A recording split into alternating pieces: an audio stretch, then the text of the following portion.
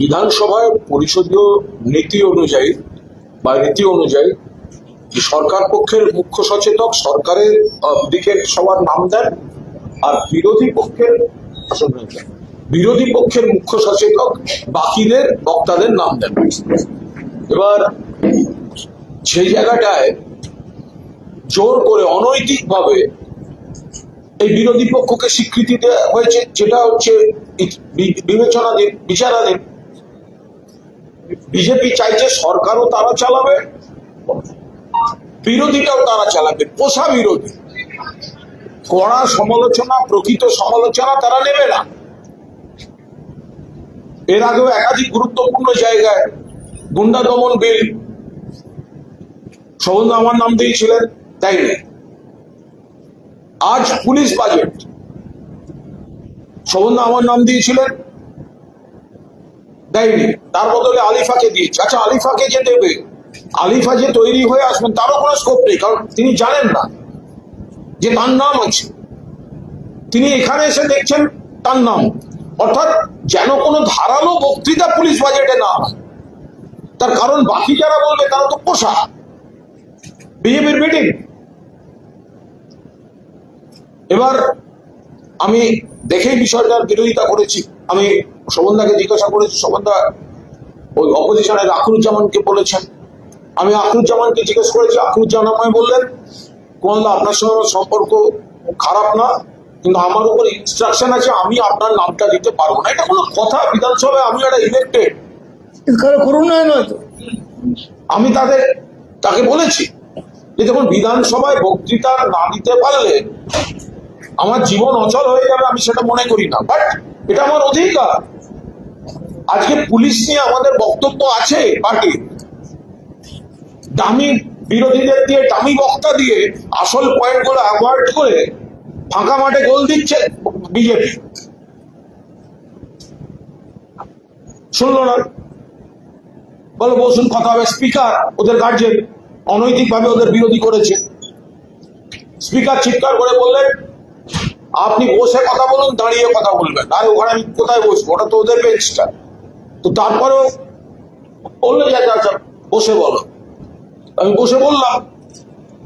তাতে ওদের এক সিনিয়র বিধায়ক বললেন, আপনি এদিকে চলে আসুন, আমাদের সঙ্গে চলে আসুন, আপনার বলতে কোনো সমস্যা হবে না। আমি দেখুন, এই পাঠশালায় তো আমি পড়িনি, আমি বলার জন্য আমি গ্রুপ চেঞ্জ করবো? এটা কোনো কাজের কথা?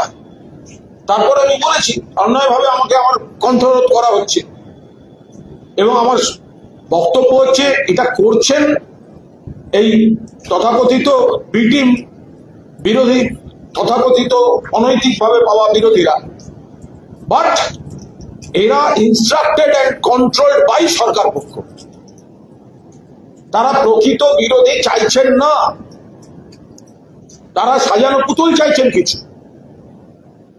এরপর আমি নীতিগতভাবে একটা প্রতিবাদ করি, কারণ আখরুজ্জামান তিনি অপোজিশন তথাকথিত বিতর্কিত চিফ হুইপ, বাট তার হাতে ক্ষমতা দিয়ে রেখেছে স্পিকার।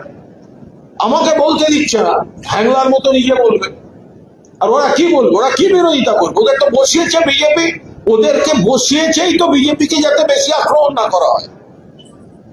উনি যখন বলছিলেন, আমি গিয়ে বললাম, আপনি আমায় বলতে দেননি কেন? আপনি কেন আমার নাম কেটেছেন? তো তখন বাকিরা এলো, স্পিকার সাহেব বলছেন আপনি জায়গায় গিয়ে বসুন। মানে এটা কি? দিনের পর দিন আমার কন্ট্রোল করা হবে, আমাকে বলতে দেওয়া হবে না। পুলিশ বাজেট, আজকে আমি গত কদিন ধরে যে সন্ত্রাস চলছে সেটা আমি বলবো না? একের পর এক নারী নির্যাতন হচ্ছে, সেটা আমি বলবো না? এইসব পোশাকগুলোকে দিয়ে বক্তৃতা করাচ্ছে, আর আলিফাকে তৈরি হতে দেয়নি। তাতে এইসব এদের অনেকে এগিয়েছে, না অমুক তমুক হ্যান ত্যান। তবে স্পিকার বললেন, বিজেপির লোকেরা মানে মায়ের থেকে মাসির দরদ বেশি। আমি ওখানে বলছি ওদের দু চারজন আসছেন, কিন্তু তবু বিজেপির কয়েকজনকে দেখলাম যেন মিটিংকে আগলে রাখতে পুরো মরিয়া, দরদ উঠলে উঠছে। তারপর স্পিকার সাহেব বললেন আপনাকে বার করে দেবো। তাই আমাকে বসিয়ে রেখেই বা আমার লাভ কি? বলুন, আমার বসে থেকে লাভ কি? আমি বক্তা, এবং আমি মনে করি আমি খুব একটা খারাপ বলি না। আমার দলনেতা আমার নাম দিয়েছেন, আমরা সবাই ভাগ করে করে বিভিন্ন বিভিন্ন বাজেটে আমরা বলছি। এই নয় যে প্রত্যেকটা বাজেটে আমার নাম দিচ্ছে, একটা বাজেটে আমার নাম দিয়েছে কেটে দেবে, গুন্ডা দমন বিল কেটে দেবে, সেন্সিটিভ ইস্যু বলতে দেবে না, পোষা লোকগুলোকে দিয়ে বলাচ্ছে।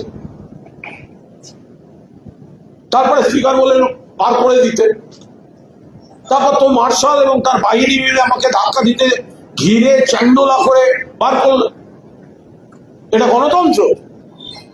বক্তাকে বলতে দেবে না, এমএলএ কে বলতে দেবে না, তারা তাদের কাছ থেকে আমরা বিরোধ গণতন্ত্র শিখবো, আর প্রতিবাদ করতে গেলে চ্যান্ডোলা করে বার করে দেবে, গায়ে হাত দিচ্ছে। এসব করে আমাদের কন্ট্রোল করা যাবে না। আমি কি অপরাধ করেছি? আমি নির্বাচিত বিধায়ক, কিন্তু আমায় বলতে দেওয়া হবে না। কেন আখরুজ্জামান বলতে দেবে না?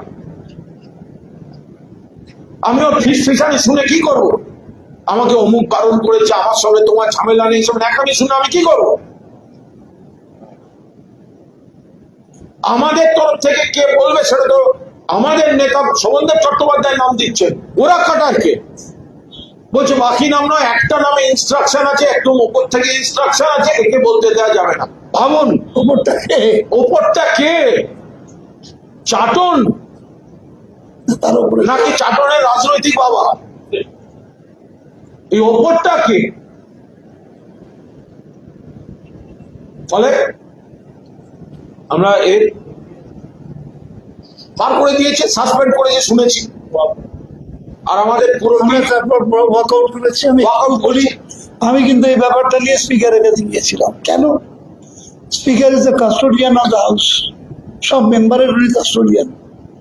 আমি বললাম স্যার আপনারই তো এটা আমাদেরকে আমাদের অধিকারটা প্রতিষ্ঠা করার ব্যাপারে আপনি তো মানে অগ্রণী ভূমিকা নেবেন। যে আমি যে নামটা দেবো সেটা তো বাইরে যেতে পারে না,